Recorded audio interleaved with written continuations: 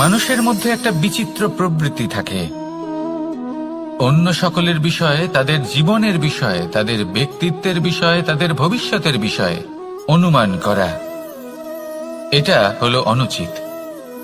কারোর অতীতকালকে দেখে লোকে ভবিষ্যৎ বলে দিতে পারেন, বর্তমানকে দেখে ভবিষ্যতের বিষয়ে অনুমান করে ফেলেন। উদাহরণ দিতে হলে বলবো, কোনো দাসকে দেখুন, ওকে দেখে লোকে বলে যে ওর ভবিষ্যৎ সেটাই হতে পারে, অনুমান করে ফেলেন। আর এই রাজাকে দেখুন, উনি তো কত সুখী হবেন, উনি তো জগতের সব থেকে অধিক সুখী মানুষ, কত সুখ সুবিধা আছে ওনার কাছে, ধারণা করে ফেলেন। তবে সত্য তো এটাই যে কারোর ব্যক্তিত্বের বিষয়ে, তাদের ভবিষ্যতের বিষয়ে আপনি পূর্ণ সত্য কখনোই বলতে পারবেন না, শুধু অনুমান করতে পারবেন। আর এই অনুমান করে সত্যি কোনো লাভ হয় না, কারণ এই কাল সেটা হলো অত্যন্ত শক্তিশালী। কালো থেকে কালোতর কয়লাকেও হীরেতে পরিণত করতে পারে, অনেক বড় বড় রাজাকেও বিদূষক বানিয়ে ফেলতে পারে এক মুহূর্তেই। তাহলে আপনি অনুমান করে কি লাভ? কি পেলেন অনুমান করে? সেই জন্য কারোর বিষয়ে কোনো অনুমান করবেন না, তার ভবিষ্যতের বিষয়ে অনুমান করতে যাবেন না, কারোর বিষয়ে কোনো ধারণা করে নেবেন না। কিছু করতে হলে ভালোবাসুন, সবার মধ্যে ভালোবাসা ছড়ান, সবার মধ্যে ধন্যাত্মক ভাব ছড়ান। এই মন প্রসন্ন হয়ে বলবে, রাধা রাধা।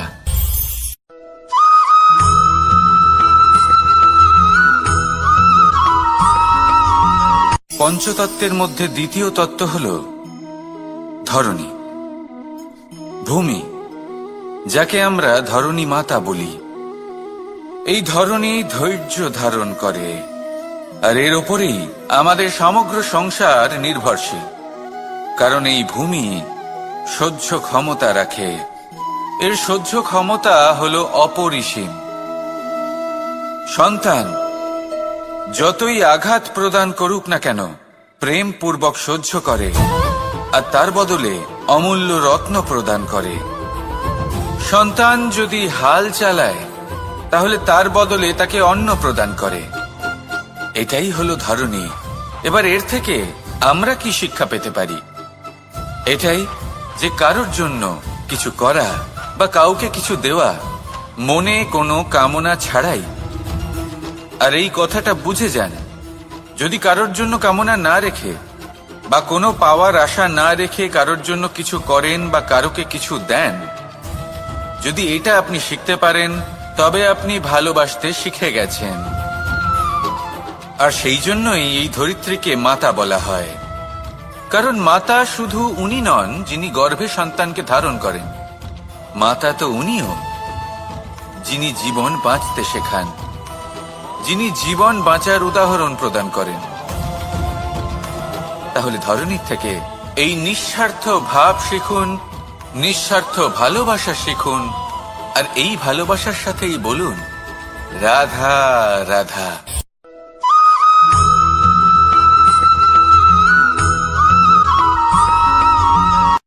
সংসারে আমাদের জীবনে যখন কোনো সুখ বা দুঃখ আসে, তার জন্য আমরা কাউকে না কাউকে অবশ্যই দায়ী করে থাকি, তাই না? এই ব্যক্তি আমাদের সাথে এরকম কাজ করেছেন, তাই আমার সাথে এমন হলো। ওই ব্যক্তি যদি এমনটা না করতেন, তাহলে আজ আমি ওই স্থানে পৌঁছতে পারতাম। সবই আপনার দৃষ্টিভঙ্গির উপর নির্ভরশীল, আর যদি আপনার দৃষ্টিভঙ্গি এমন হয়, তাহলে তা অনুচিত।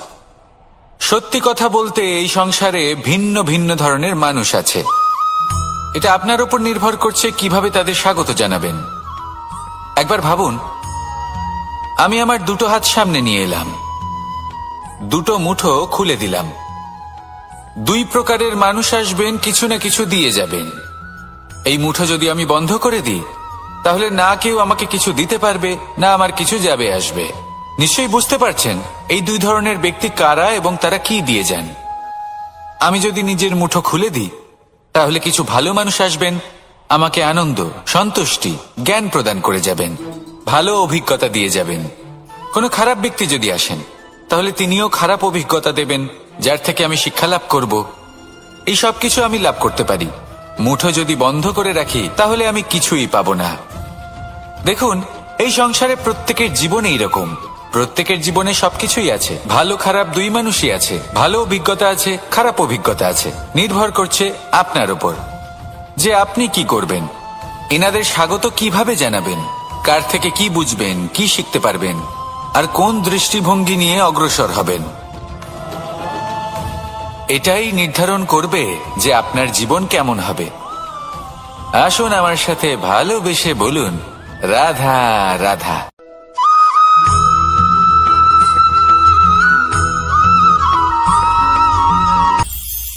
এটা হলো ধান গাছ। এর থেকে যে চাল উৎপন্ন হয় তা মানুষ গ্রহণ করেন। আর এটা কি? এ হলো জংলি ঘাস। একবার ভেবে দেখুন, যদি এই জংলি ঘাস ধান গাছের আশেপাশে থাকে তাহলে কি হবে? ধান উৎপন্ন হতে পারবে? তা উৎকৃষ্ট হতে পারবে? আমরা কি তা গ্রহণ করতে পারবো? কখনোই নয়। এই জংলি ঘাস ধানকে নষ্ট করে দেবে, কিন্তু নিজে জীবিত থাকবে। এটাই হলো আজকের শিক্ষা। এই সংসারে যদি আপনি নীতির পথে চলতে চান, উচিত কর্ম করতে চান, সংসারকে সেবা করতে চান, তাহলে জংলি ঘাসের মতো ব্যক্তিদের থেকে সবসময় দূরে থাকতে হবে। সেই ব্যক্তি যারা দুর্নীতি এবং মিথ্যা দ্বারা পরিপূর্ণ, যাদের ব্যবহার অশুভ, যাদের অনেক অশুভ গুণ রয়েছে, তারা সঠিক নয়। সেই সকল ব্যক্তি যাদের চরিত্র অত্যন্ত দুষ্ট হয়, তারা হয় শুভ চরিত্রের ব্যক্তিকে একদম নষ্ট করে দেয়, নয় নিজের মতো বানিয়ে তোলে। তাই যদি আপনি নীতির পথে চলতে চান, এই সংসারের জন্য শুভ কর্ম করতে চান, তাহলে সেই সঙ্গ লাভ করুন যে সঙ্গ জ্ঞানে পরিপূর্ণ, যাদের মধ্যে অনেক গুণ আছে, যাদের থেকে প্রতিদিন কিছু শিখতে পারবেন। এমন ব্যক্তির সাথে জীবন অতিবাহিত করুন। দুরাচারীদের থেকে দূরে থাকুন। তবেই এই মন প্রসন্ন হয়ে বলবে, রাধা রাধা।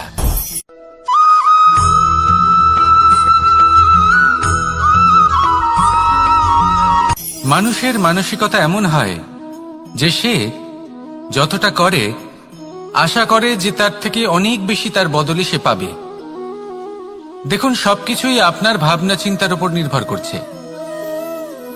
আপনি যদি ফলের বিষয়ে ভেবে কর্ম করতে থাকেন তাহলে সেটা অনুচিত। জীবনের আসল আনন্দ হলো নিজের কর্ম করতে থাকা, ফলের চিন্তা করা উচিত নয়। যদি আপনি এরকম ভাবেন যে আমি এতটা করছি, আমার এতটা পাওয়া উচিত, সেই ভাবনা অনুচিত। যদি আপনি সেবার মানসিকতা নিয়ে কর্ম করতে থাকেন, কর্মচক্রে প্রবাহিত হন, যদি আপনি এমন ভাবনা রাখেন যে আমি এতটা পাচ্ছি তাই এর থেকে অনেক বেশি আমি কর্ম করব, তাহলে নিশ্চিত রূপে আপনি যতটা করছেন তার থেকে অনেক বেশি আপনি পাবেন। আপনার আশার থেকে অনেক বেশি আপনি পাবেন। শুধু জীবনে অনেক বেশি কাজ করতে থাকুন, ফলের চিন্তা করবেন না। আর মনে রাখবেন, এই ভাবনাই সব থেকে বড় বীজ। কর্মের উপর বিশ্বাস রাখুন। জীবনে যা যা আপনি চান সবই সুখময় হবে। আসুন আর আমার সাথে ভালোবেসে বলুন, রাধা রাধা।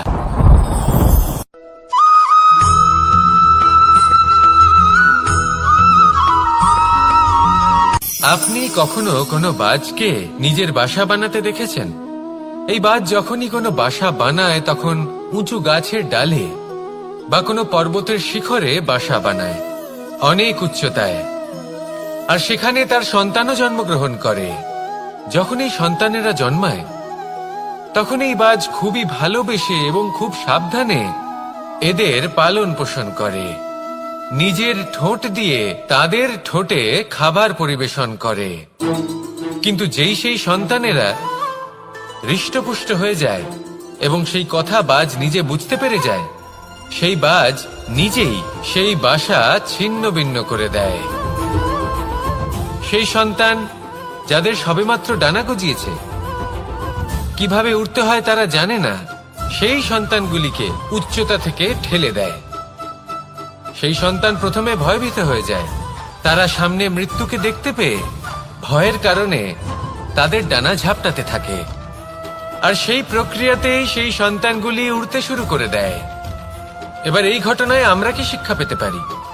এটাই, যদি আপনি মাতা পিতা হন তাহলে নিজের সন্তানকে অবশ্যই স্নেহ করুন, কিন্তু তাদেরকে নিজের আঁচলের তলায় বেঁধে রাখবেন না। যদি আপনি চান আপনার সন্তান জীবনে উন্নতি করুক, তাহলে নিজের মুঠো থেকে তাদের স্বতন্ত্র করে দিন। এই সংসারে সংঘর্ষ করতে দিন। সেই সন্তান নিজেই বুঝতে পারবে যে জন্মের সময় পাওয়া ডানা কি করে ব্যবহার করতে হয়। আর আপনার চোখের সামনে আপনার সন্তান এই আকাশে উড়তে থাকবে। তাহলে আসুন আমার সাথে ভালোবেসে বলুন, রাধা রাধা।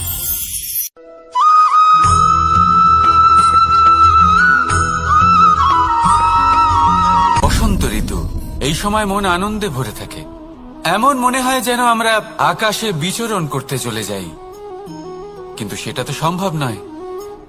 সেই জন্য হয়তো আমরা ঘুড়ি ওড়াই, এই ঘুড়িকে নিজেদের প্রতিরূপ মনে করে।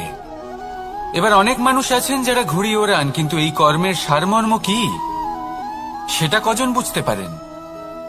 আপনি এটা মনে করুন যে আপনি হলেন সেই ঘুড়ি, আর এই সুতো যিনি ধরে রয়েছেন তিনি হলেন পরমাত্মা।